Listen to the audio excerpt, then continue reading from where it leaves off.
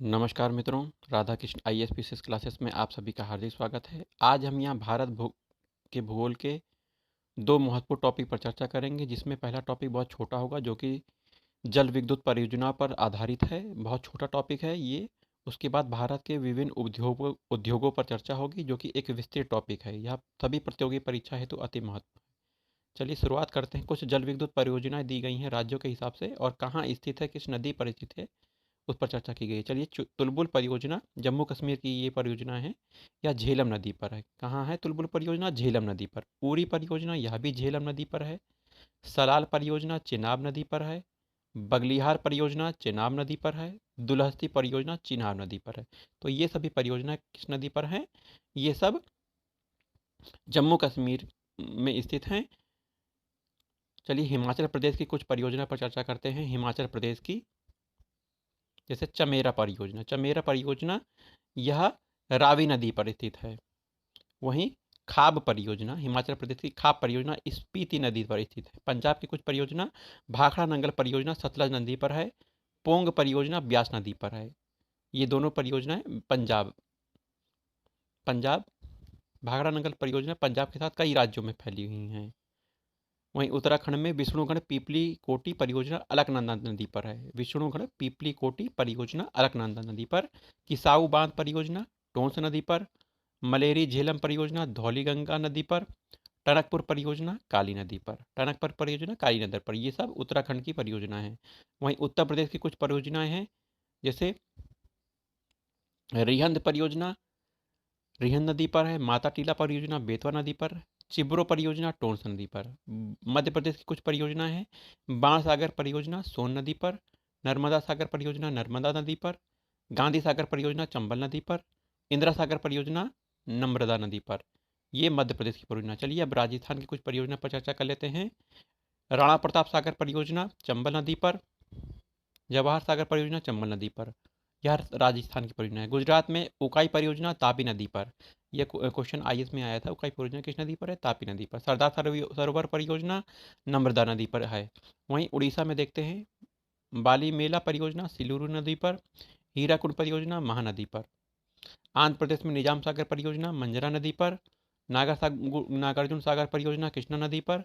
रामागुंडम परियोजना गोदावरी नदी पर। श्रीशैलम परियोजना कृष्णा नदी पर। श्रीशैलम परियोजना कृष्णा नदी पर स्थित है। वहीं पोचमपात परियोजना गोदावरी नदी पर स्थित है। कर्नाटक में स्थित परियोजना देख लेते हैं। शिव समुद्र परियोजना कावेरी नदी पर। अलमाटी परियोजना कृष्णा नदी पर। तमिलनाडु में मेटूर परियोजना कावेरी नदी पर स्थित है। पापानासन परियोजना ताम्रपर्णी नदी पर। केरल में इडुक्की परियोजना पेरियार नदी पर स्थित है। इडुक्की परियोजना पेरियार नदी पर। चलिए, विश्व के प्रमुख उद्योगों पर चर्चा करते हैं। भारत के उद्योग पर चर्चा करते हैं। भारत के उद्योग की स्थापना के क्या कारण हैं? उद्योग की स्थापना में हमें कच्चा माल जब प्राप्त हो जाता है, ऊर्जा के संसाधन प्राप्त होते हैं, परिवहन और यातायात के साधन प्राप्त होते हैं, श्रम शक्ति प्राप्त होती है, जल शक्ति, बाजार, अर्थव्यवस्था हमें अच्छी मिल जाती है। तो उद्योगों की स्थापना के लिए ये सुटेबल कारक होते हैं। औद्योगिक विकास में क्या रुकावटें आती हैं?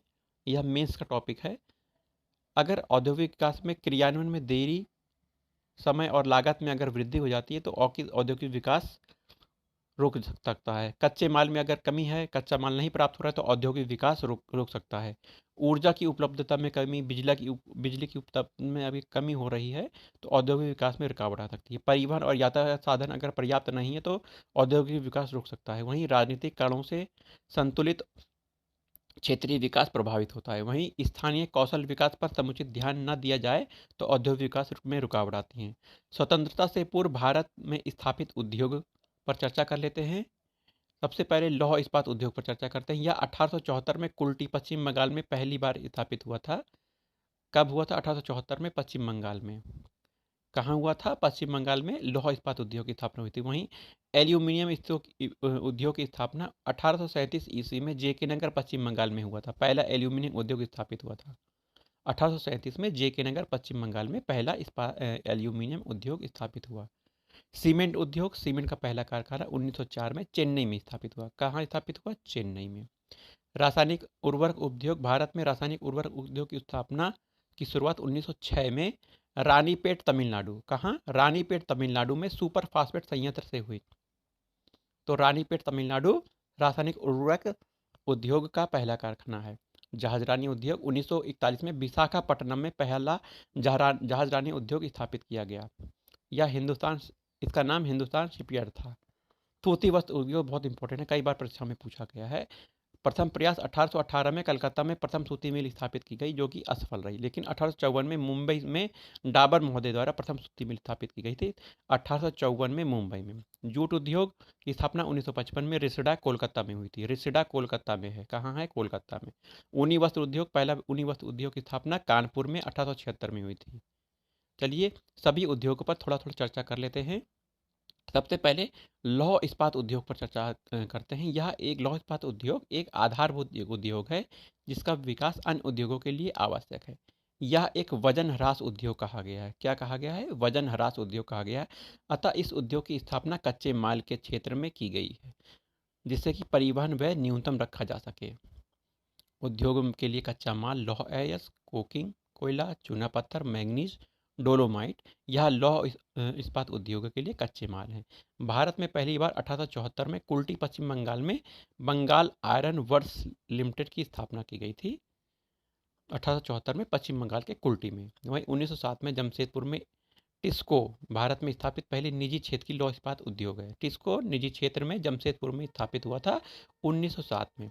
द्वितीय परामर्शी योजना में कुछ लौह इस्पात उद्योग लगाए गए थे, जैसे भिलाई छत्तीसगढ़ में है, रूस के सहयोग से लगाया गया था। 1969 से उत्पादन इसने शुरू कर दिया। किसने? भिलाई ने। भिलाई कहाँ स्थित है? छत्तीसगढ़ में स्थित है। वहीं दुर्गापुर, दुर्गापुर पश्चिम बंगाल में है। ब्रिटेन के सहयोग से 1962 से उत्पादन इसने शुरू कर दिया। तो दुर्गापुर किसके सहयोग से हुआ था? ब्रिटेन के सहयोग से। पश्चिम बंगाल में यह स्थित है। राउरकेला उड़ीसा में जर्मनी के सहयोग से 1959 इससे स्थापना शुरू कर दी थी। तो द्वितीय परियोजना में हमें तीन लौह इस्पात उद्योग देखने को मिलते हैं। भिलाई छत्तीसगढ़ में, दुर्गापुर पश्चिम बंगाल में, राउरकेला उड़ीसा में जर्मनी के सहयोग से। वहीं तीसरी पंचवर्षीय योजना में बोकारो झारखंड में लौह इस्पात उद्योग की स्थापना की गई थी। तो बोकारो कहाँ है? झारखंड में है। और यह तीसरी पंचवर्षीय योजना में स्थापित किया गया था। यह रूस के सहयोग से बोकारो की स्थापना हुई थी। प्रमुख लौह इस्पात उद्योग पर चर्चा कर लेना जरूरी है। कुल्टी, बर्नपुर, हीरापुर, टिस्को, आसनसोल के निकट कुल्टी, बर्नपुर, हीरापुर लौह इस्पात कारखाने। लौह अयस्क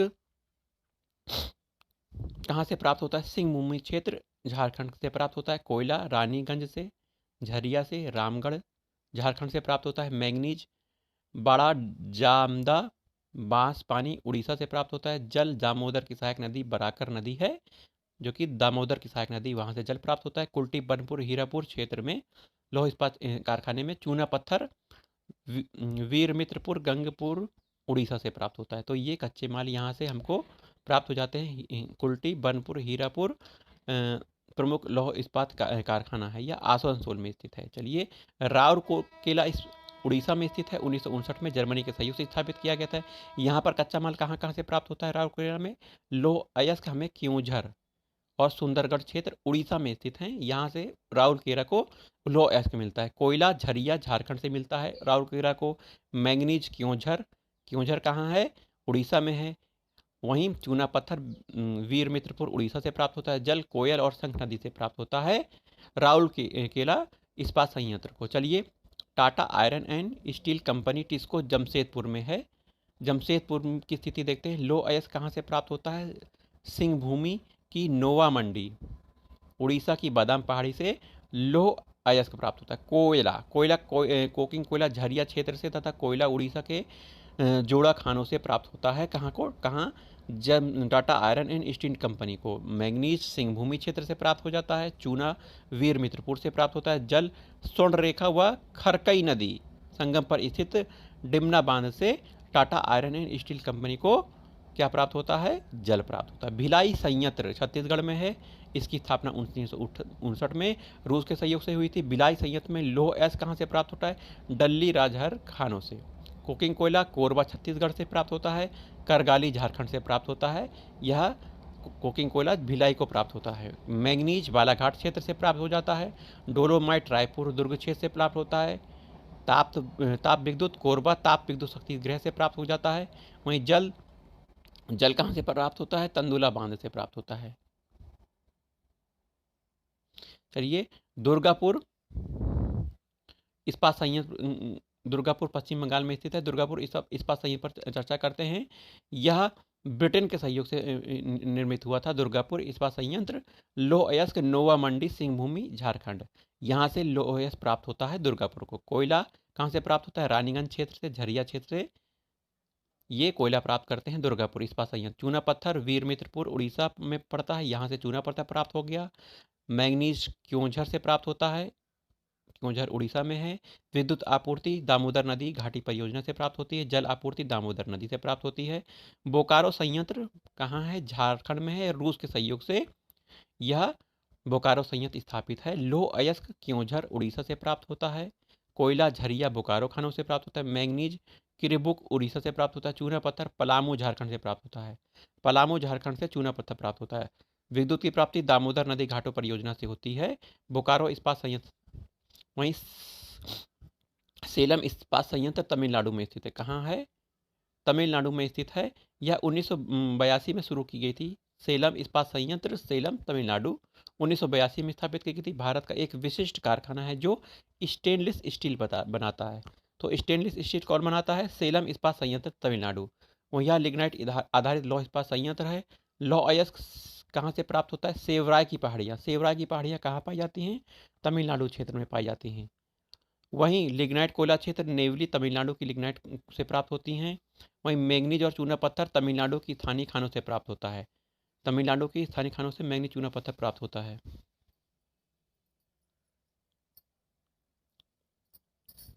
चलिए, विशाखापत्तनम इस्पात संयंत्र पर चर्चा करते हैं। यह आंध्र प्रदेश में स्थित है। कहाँ स्थित है विशाखापत्तनम इस्पात संयंत्र? आंध्र प्रदेश में।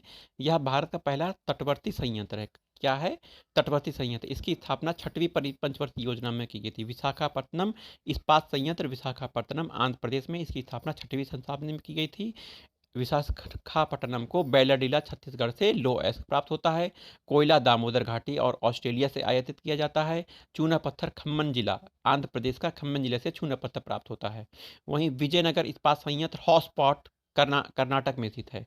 तो विजयनगर इस्पात संयंत्र हासपेट कर्नाटक में स्थित है। बेल्लारी जिले में स्थापित है। यह कहाँ के जिले में? बेल्लारी जिले में। लौह अयस्क हॉसपेट क्षेत्र बाबा बुदन की खाड़ी चिकमंगलूर की खाड़ी कोयला ये सब हॉस्पेट क्षेत्र बाबू बुदन की खाड़ी चिकमंगलूर खाड़ी से लौह अयस्क प्राप्त होता है विजयनगर इस्पात संयंत्र को।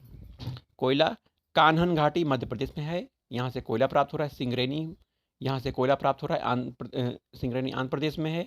वहीं जल और विद्युत परियोजना विद्युत कहाँ से प्राप्त हो रहा है? यह तुंगभद्रा परियोजना से प्राप्त हो रहा है। चलिए, एल्यूमिनियम उद्योग पर चर्चा करते हैं। यह ऐसा उद्योग है जिसमें बड़े पैमाने पर बिजली की उपलब्धता होना जरूरी है एल्यूमिनियम उद्योग के लिए। अतः इसका स्थानीयकरण वैसी जगहों पर हुआ है जहां पर सस्ता विद्युत उपलब्ध हो। तो एल्यूमिनियम को सबसे ज़्यादा बिजली की आवश्यकता होती है, ये याद रखिएगा। भारत में एल्यूमिनियम का पहला कारखाना जेके नगर पश्चिम बंगाल में लगा। यह भी इम्पोर्टेंट है। जेके नगर पश्चिम बंगाल एल्यूमिनियम का पहला कारखाना के लिए प्रसिद्ध है। दूसरी पंचवर्षीय योजना में स्थापित एल्यूमिनियम संयंत्र हीराकुंड उड़ीसा में है, रेणुकूट उत्तर प्रदेश में है। यह दोनों कहाँ पे? दूसरी पंचवर्षीय योजना में स्थापित किए गए थे। भारत में एल्यूमिनियम संयंत्र पर चर्चा करते हैं। पहला हिंदुस्तान एल्यूमिनियम कंपनी हिंडाल्को कहा जाता है। इसका कारखाना रेणुकूट उत्तर प्रदेश में है। रेणुकूट उत्तर प्रदेश में बॉक्साइट की आपूर्ति, बॉक्साइट क्या है? एल्यूमिनियम का अयस्क है। बॉक्साइट रांची झारखंड से, पलामू झारखंड से, लोहरदग्गा झारखंड से। तो ये बॉक्साइट की आपूर्ति रांची, पलामू और लोहरदग्गा से प्राप्त होता है, जो कि सभी झारखंड में स्थित हैं।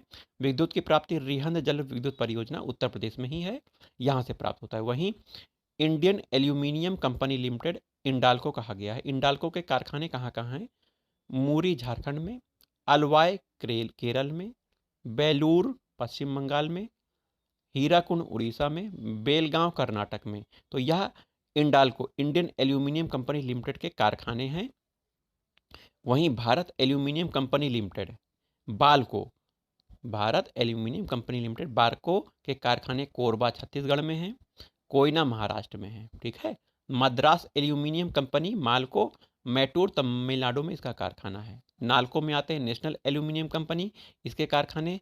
दामनजोरी कोरापुट उड़ीसा, दामनजोरी कहाँ है? कोरापुट उड़ीसा में है, नालको का कारखाना है। वहीं अंगुल उड़ीसा में है, धेनकनाल, अंगुल कहाँ है? धेनकनाल उड़ीसा में है। यह नालको के यहाँ कारखाने हैं, एल्यूमिनियम के कारखाने हैं। एल्यूमिनियम कॉर्पोरेशन ऑफ इंडिया का कारखाना जेके नगर पश्चिम बंगाल में है। वहीं वेदांता एल्यूमिनियम लिमिटेड झारसुगुड़ा उड़ीसा में है, झारसुगुड़ा उड़ीसा। चलिए भारत के सीमेंट उद्योग पर चर्चा करते हैं। सीमेंट एक आधारभूत उद्योग है, यह एक वजन ह्रास उद्योग है, अतः उद्योग का स्थानीयकरण कच्चे माल के क्षेत्र में होता है। सीमेंट उद्योग में कच्चा माल कोयला, चूना पत्थर, जिप्सम आदि हैं। चलिए मध्य प्रदेश में चूना पत्थर के सर्वाधिक संचित भंडार हैं, इसीलिए इस उद्योग का सर्वाधिक विकास मध्य प्रदेश में हुआ है।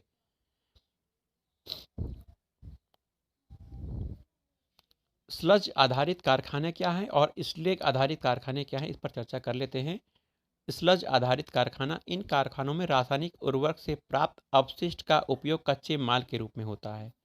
स्लज आधारित कारखाना, एक बार फिर से, इन कारखानों में रासायनिक उर्वरकों से प्राप्त अवशिष्ट का उपयोग कच्चे माल के रूप में होता है, जैसे सिंदरी का कारखाना।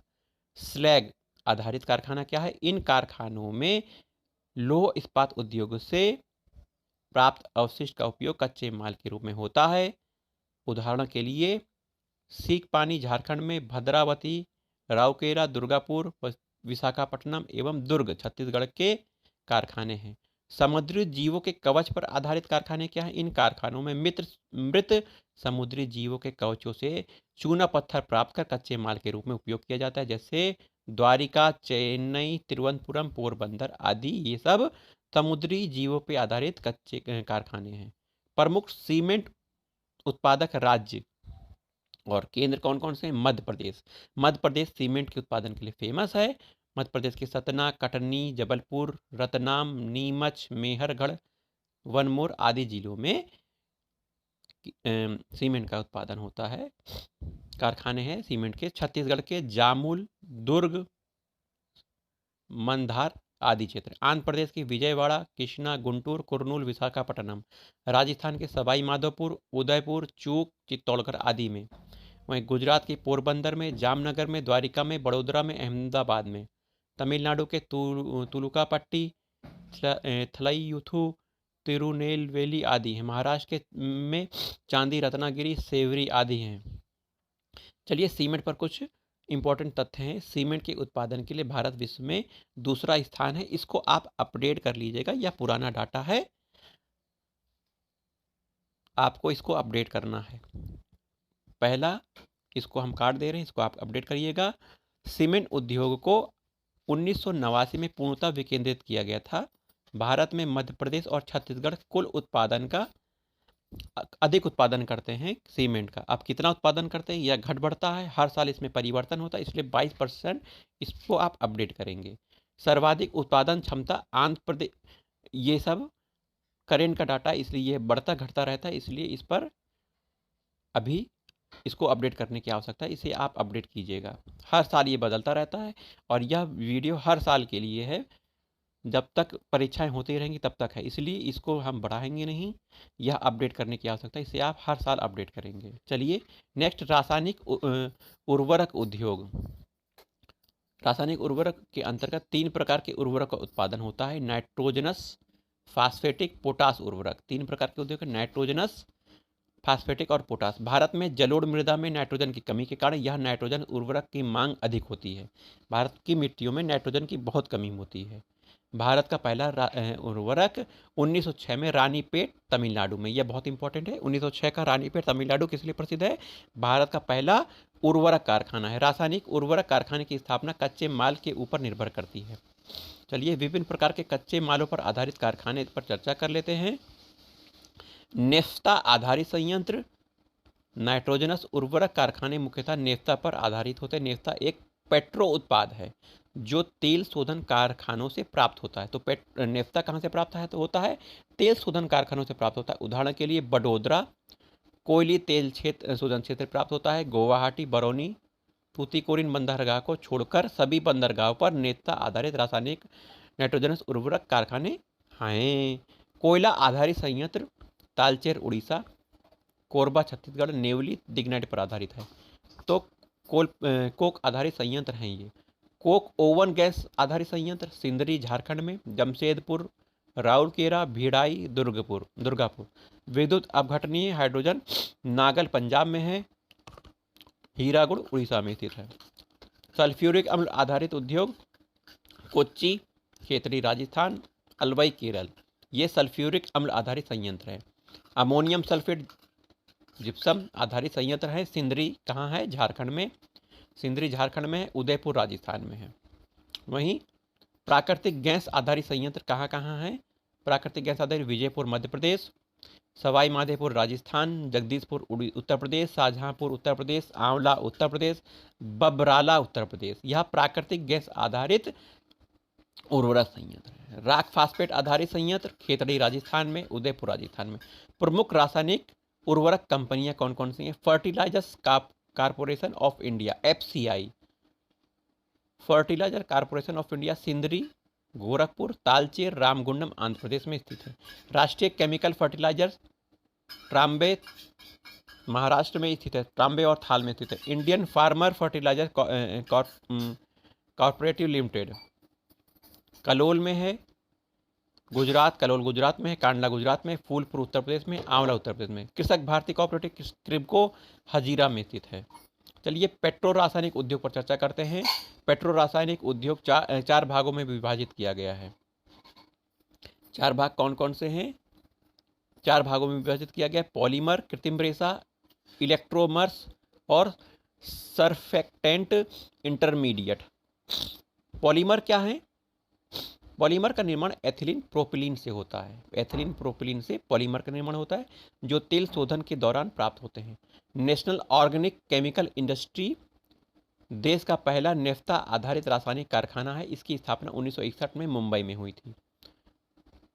पॉलीमर से प्लास्टिक तैयार की जाती है। भारत में प्लास्टिक उत्पादन के प्रमुख केंद्र मुंबई, बरौनी बिहार, मैटूर तमिलनाडु, पिंपरी पुणे, रिसरा पश्चिम बंगाल। रिसरा कहाँ है? पश्चिम बंगाल में। वहीं कृत्रिम रेशे का इस्तेमाल वस्त्र उद्योग में होता है। नायलॉन एवं पॉलिएस्टर प्रमुख कृत्रिम रेशे हैं। नायलॉन और पॉलिएस्टर कारखाने कोटा में है, पिंपरी में है, मुंबई में है, पुणे में, उज्जैन, नागपुर में है। एक्रेलिक स्टेपल रेशे कारखाने कोटा और बड़ोदरा में है। पॉलिएस्टर स्टेपल कारखाने कोटा, बड़ोदरा, थाने, गाजियाबाद, मलानी में है। स्ट्रोमर्स यह हल्दिया में इसका कारखाना है। पटाखा बनाने के उद्देश्य और उद्योग, पटाखा कहाँ कहाँ बनते हैं? औरैया उत्तर प्रदेश में, जामनगर में, गांधीनगर, हजीरा में। तो ये तीनों जामनगर, गांधी, हजीरा गुजरात में है। रत्नागिरी महाराष्ट्र में। शिवाकाशी के पटाखे बहुत प्रसिद्ध हैं, आपने सुना होगा, देखा होगा। शिवाकाशी के पटाखे बहुत बिकते हैं। तमिलनाडु में विशाखापट्टनम में है। हल्दिया पश्चिम बंगाल में। यह सब पटाखा बनाने के उद्योग हैं। अब आइए सूती वस्त्र उद्योग पर चर्चा कर लेते हैं। भारतीय पूंजी से प्रथम सफल कारखाना कवासजी डावर ने 1854 में स्थापित किया था। सूती वस्त्र का पहला कारखाना 1818 में स्थापित हुआ था, परंतु यह असफल रहा। परंतु 1854 ईस्वी में इसकी स्थापना हुई थी। कवासजी डावर ने की थी, मुंबई में इसकी स्थापना हुई थी। सूती वस्त्र उद्योग एक शुद्ध कच्चा माल आधारित उद्योग है, अतः इसकी स्थापना कच्चे माल के क्षेत्र के आधार बाजार क्षेत्र में कहीं भी की जा सकती है। सूती माल उद्योग में उत्पादन 3 क्षेत्रों के तहत होता है। कारखाना, शक्ति चालित करके, हथकरघे। तो कारखाने मिल क्षेत्र में वस्त्र उत्पादन में भागीदारी क्रमशः घट रही है। शक्ति चालित कारखाने में भागीदारी क्रमशः वृद्धि हो रही है। हथकरघे भागीदारी क्रमशः कमी हो रही है। सूती वस्त्र उद्योग के वितरण कहाँ कहाँ सूती वस्त्र उद्योग हैं भारत में? इसका वितरण कहाँ कहाँ, इस पर चर्चा करते हैं। महाराष्ट्र एवं गुजरात में। महाराष्ट्र में सूती वस्त्र की काफ़ी मिलें हैं, 122 मिलें यहाँ लिखी हैं, ये अपडेट हुई होंगी, इसको आप अपडेट कर लीजिएगा, 122 को अपडेट कर लीजिएगा। महाराष्ट्र में सूती वस्त्र की 100 से अधिक मिले हैं और गुजरात में भी 100 से अधिक मिले हैं। वहीं महाराष्ट्र में मुंबई प्रमुख केंद्र और गुजरात में अहमदाबाद सूती वस्त्र के लिए प्रमुख केंद्र है। तो महाराष्ट्र का मुंबई और गुजरात का अहमदाबाद। मुंबई को सूती वस्त्र उद्योग की राजधानी कहा जाता है। कोटोनोपोलिस ऑफ इंडिया इज मुंबई। वहीं अहमदाबाद, अहमदाबाद को भारत का मैनचेस्टर कहा जाता है और पूर्व का बोस्टन कहा जाता है। क्या कहा जाता है? पूर्व का बोस्टन कहा जाता है। भारत का मैनचेस्टर अहमदाबाद को कहा जाता है। सूरत जरी काम के लिए प्रसिद्ध है। सूरत किस लिए प्रसिद्ध है? जरी काम के लिए प्रसिद्ध है। चलिए आगे चलते हैं। महाराष्ट्र एवं गुजरात में सूती वस्त्र उद्योग के विकास का क्या कारण है? कि कुछ कारण हैं, जैसे समुद्री आर्द्र जलवायु, स्थानीय कपास कच्चे माल की प्राप्ति, जल विद्युत की सुविधा, मुंबई और कांडला बंदरगाह से आयात निर्यात की सुविधा, सस्ते श्रमिकों की उपलब्धता, यह महाराष्ट्र और गुजरात में सूती वस्त्र उद्योग के विकास के कारण है। वहीं तमिलनाडु में सूती वस्त्र उद्योग के बारे में समझते हैं। सूती वस्त्र मिलों की सर्वाधिक संख्या तमिलनाडु में है, 300 मिलें हैं, लेकिन इसे आप अपडेट कर लीजिएगा। वर्तमान स्थिति क्या है, यह बदलती रहती है, इस फैक्ट को आपको अपडेट करने की आवश्यकता है। यहाँ देश के लगभग 45% मिले निर्मित सूती वस्त्र का उत्पादन किया जाता है। तमिलनाडु में कोयम्बटूर प्रमुख केंद्र है, जो कि दक्षिण भारत का मैनचेस्टर कहा जाता है। तो कोयम्बटूर को दक्षिण भारत का मैनचेस्टर कहा जाता है। अन्य केंद्र चेन्नई, मदुरई, तूतीकोरिन, सेलम और तंजावुर में सूती वस्त्र उद्योग के प्रमुख केंद्र हैं। तमिलनाडु में सूती वस्त्र उद्योग का विकास का क्या कारण है? सस्ते जल आपूर्ति की सुविधा, स्थानीय कपास उपलब्ध हो जाता है, सस्ते श्रमिक उपलब्ध हो जाते हैं, आंतरिक बाजार की उपलब्धता हो जाती है। पश्चिम बंगाल भी सूती वस्त्र उद्योग का प्रमुख केंद्र है। उत्तर प्रदेश में सूती वस्त्र के जो मिले हैं वो यहाँ पर कानपुर में सूती वस्त्र का बहुत अच्छा केंद्र है। वहीं अन्य क्षेत्रों में कर्नाटक, आंध्र प्रदेश, पंजाब भी प्रमुख केंद्र हैं। सूती वस्त्र उद्योग की कुछ समस्याएं हैं, इस पर चर्चा कर लेते हैं। उत्तम कोटि का कच्चा माल, लंबे रेशे वाले कपास की कमी है, संरचनात्मक सुविधा का अभाव है, विद्युत आपूर्ति की कमी है, पुरानी मशीनें हैं, पुराने प्रौद्योगिकी है, टेक्नोलॉजी पुरानी है, अकुशल श्रमिक हैं, मिश्रित और कृत्रिम रेशे, जो रेशे से बने वस्त्रों, सिंथेटिक कपड़ों से कड़ी प्रतिस्पर्धा होती है सूती वस्त्र की। चीन जैसे बड़े देश से प्रतिस्पर्धा होती है। तो ये सब सूती वस्त्र उद्योग की समस्याएं हैं। सूती वस्त्र उत्पादन में भारत का विश्व में दूसरा स्थान है, इसे अपडेट करने की आवश्यकता है। इस फैक्ट को अपडेट कर लीजिएगा। अब आइए चीनी उद्योग पर चर्चा कर लेते हैं। चीनी उद्योग, भारत में चीनी के उत्पादन गन्ने से किया जाता है, यूरोप में चुकंदर से किया जाता है। 1903 में अंग्रेजों द्वारा बिहार के मढ़ौरा, सारण जिले में प्रथम सफल चीनी मिल की स्थापना की थी। तो बिहार के मढ़ौरा में चीनी की प्रथम मिल स्थापित हुई थी। उत्तर प्रदेश, इसके बाद उत्तर प्रदेश में के इलाकों में बिहार में चीनी लगाई गई थी और चीनी लगाई गई थी। 1932 में चीनी उद्योग को सरकारी संरक्षण मिला। चीनी उद्योग एक वजन ह्रास उद्योग है। चीनी की तुलना में गन्ने का परिवहन कठिन होता है, अतः चीनी मिलों की स्थापना गन्ना उत्पादक क्षेत्रों के आसपास की जाती है। प्रमुख गन्ना उत्पादक राज्य हमारा उत्तर प्रदेश, महाराष्ट्र, तमिलनाडु, कर्नाटक, गुजरात, बिहार, ये यहाँ सब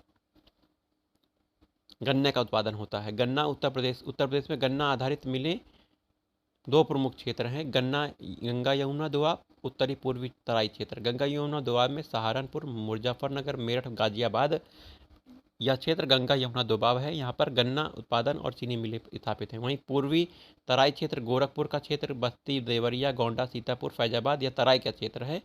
यहाँ चीनी मिलें और गन्ना का उत्पादन होता है। महाराष्ट्र में देख लेते हैं।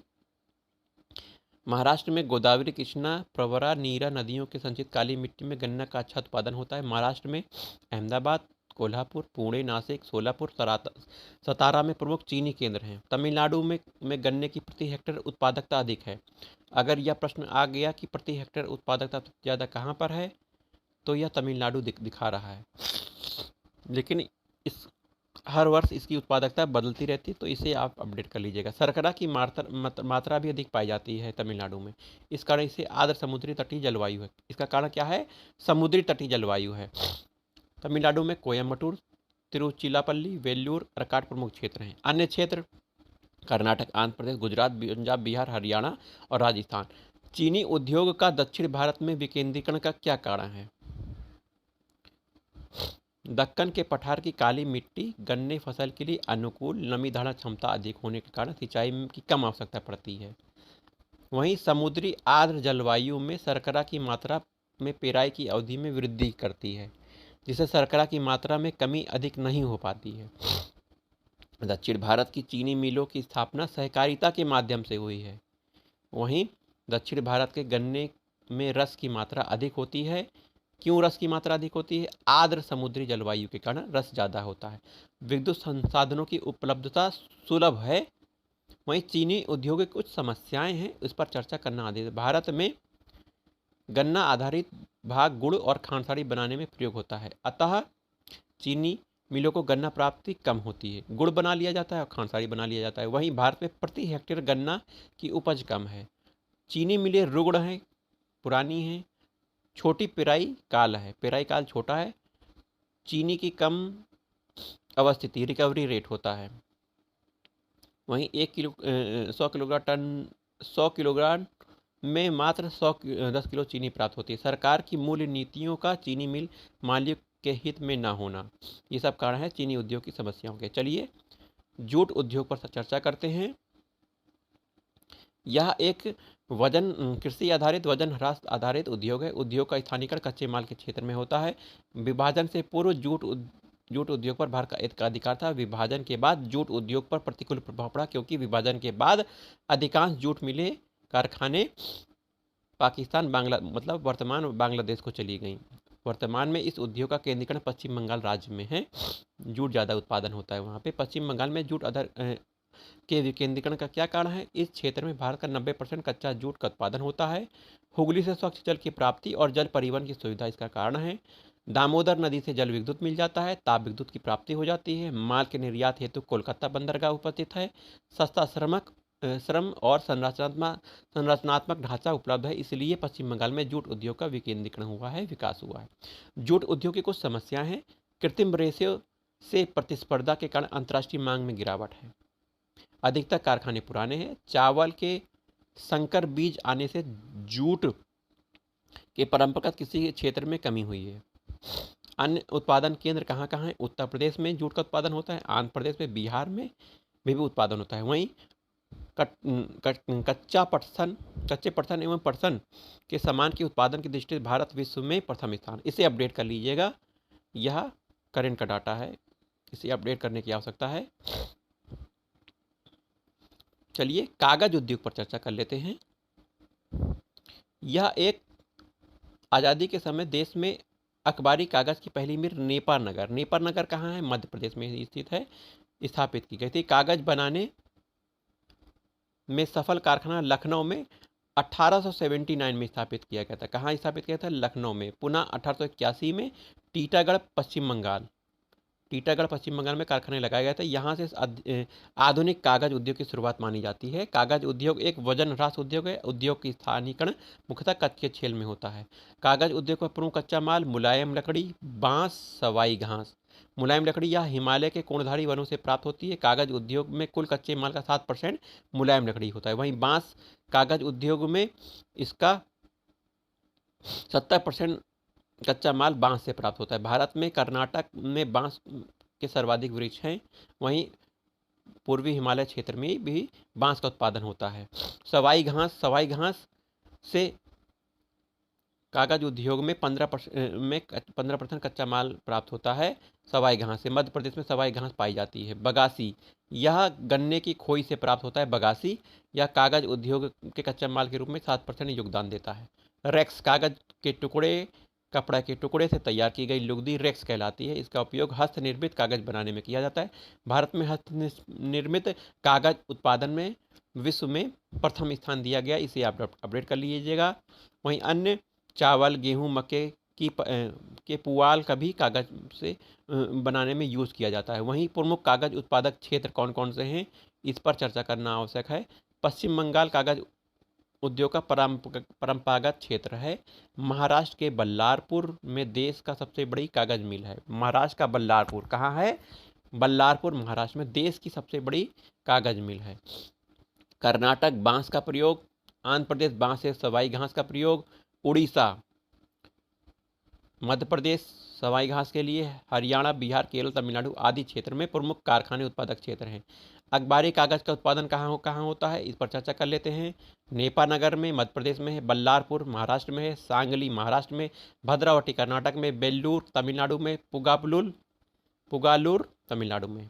होशंगाबाद मध्य प्रदेश में नोटों के लिए कागज़ नोट के कागज़ बनाते हैं। चलिए रेशम उद्योग पर चर्चा कर लेते हैं। रेशम उद्योग दो अवस्थाओं में पूर्ण होता है। पहली अवस्था रेशम से रेशा की प्राप्ति करना और रेशम कीट का पालन किया जाता है। वहीं दूसरी अवस्था में प्राप्त रेशम का उपयोग कर रेशम वस्त्र का उत्पादन किया जाता है। रेशम कीट पालन को सेरीकल्चर कहा जाता है। रेशम कीट पालन मुख्यतः शहतूत के पेड़ पर किया जाता है। भारत में उत्पादित रेशम के प्रकार शहतूती रेशम, जिसे मालवेरी रेशम कहते हैं। शहतूत के वृक्ष पर कीट पालकर किया जाता है, इसे शहतूती रेशम कहा जाता है। इसका उत्पादन कर्नाटक में, केरल में, पश्चिम बंगाल में, जम्मू कश्मीर में होता है। उच्च कोटि का रेशम होता है शहतूती रेशम। वहीं मूंगा रेशम या शहतूत के वृक्ष के कीड़ों से प्राप्त होता है। उत्पादन का केंद्र मूंगा रेशम का असम, पश्चिम बंगाल, JNK जम्मू और कश्मीर में है। टसर रेशम क्या है? उत्पादन जंगली शहतूत के वृक्षों से होता है। उत्पादन केंद्र झारखंड, उड़ीसा, मध्य प्रदेश। टसर रेशम। अरंडी रेशम, इसका उत्पादन अरंडी पेड़ पर पाले गए किससे किया जाता है? यह निम्न कोटि का रेशम होता है। रेशम वस्त्र उद्योग पर चर्चा कर लेते हैं। भारत में रेशम वस्त्र उद्योग के केंद्र मैसूर, बेंगलोर, कोयम्बटूर, वाराणसी, तिरुपति, कांजीवरम, भागलपुर, चेन्नई, मुंबई प्रमुख है। कुल रेशम उत्पादन में विभिन्न प्रकार के रेशम का मालवेरी रेशम सबसे ज़्यादा 79%, एरी रेशम 13.5%, टसर रेशम 5.6% और कच्चा रेशम 0.6%। तो मालवेरी रेशम सबसे ज़्यादा रेशम उत्पादन है। तो चलिए आज के वीडियो में इतना ही। जय हिंद, जय भारत।